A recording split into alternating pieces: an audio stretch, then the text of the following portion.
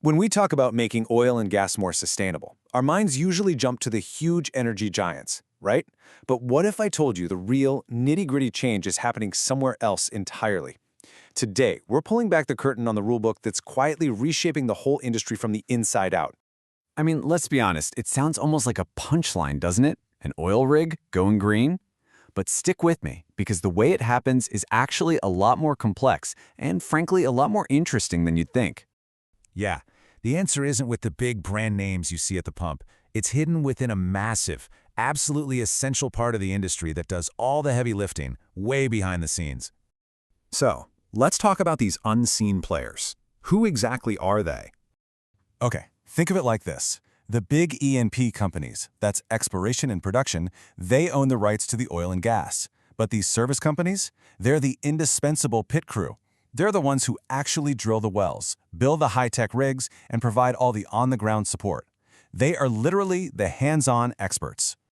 All right, so if these are the companies doing the work, how do we make sure they're doing it in a way that's actually sustainable? You need a guidebook, right? Something clear and credible that can separate the real, meaningful action from just, corporate greenwashing. And that brings us to this, the SASB standards. SASB, which is now part of the global IFRS Foundation, basically created a common language for talking about sustainability. It means investors, customers, even you and me, can look at two different companies and compare them on key issues using the exact same yardstick. It's all about bringing transparency and accountability to the table. And this is what makes these standards so incredibly powerful. They're not just a bunch of vague promises. No, they get super specific. They define the industry, they pinpoint the exact disclosure topics that matter, like emissions, and then they give you the precise performance metrics and technical protocols on how to measure everything. It's a detailed roadmap to accountability. So for this explainer, let's really zero in on the big one, the challenge that's on everyone's mind, cutting carbon. How does a standard like this actually help a company reduce its emissions? This quote from the standard really gets to the heart of it. It frames reducing emissions not as a burden or a cost, but as a massive business opportunity. The service companies that can engineer cleaner tech, say rigs that run on natural gas instead of diesel, or equipment that captures fugitive emissions, those are the companies that are going to win the big contracts. It's innovation driven by the market itself. But of course, a company can't just say they're making a difference. Talk is cheap. They have to prove it, and that means showing the numbers. And this is how they prove it. The standard lays out these super specific metrics. For example, EMSV 110A.1 forces them to report not just their total fuel consumption, but what percentage of that fuel comes from renewable sources. That's a simple number, but it tells a powerful story. Another one tracks what percentage of their engines meet the absolute highest emission standards. With data this specific, there's really nowhere to hide.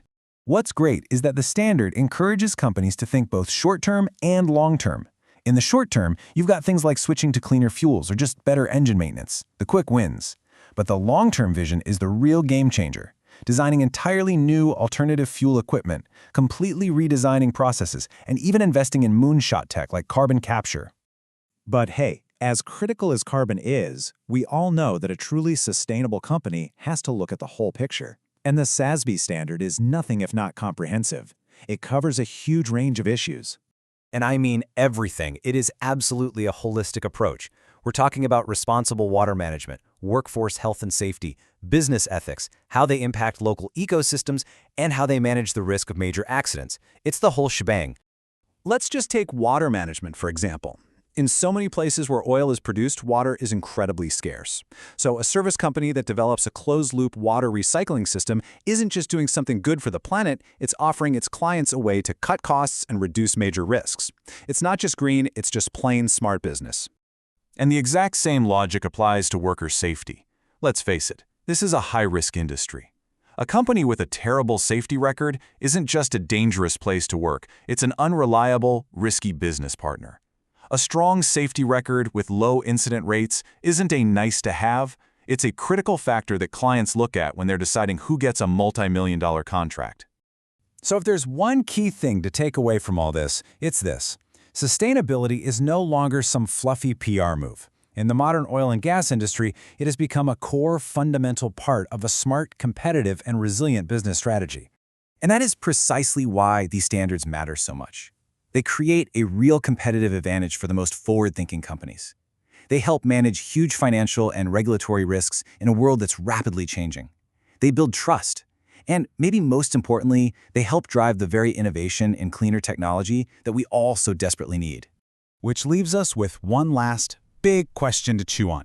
In a world that is demanding cleaner and cleaner energy, could adopting rigorous, transparent standards like these be the one thing that separates survival from extinction? Could this be what determines which players in this old-school industry actually adapt and survive, and which ones simply get left behind?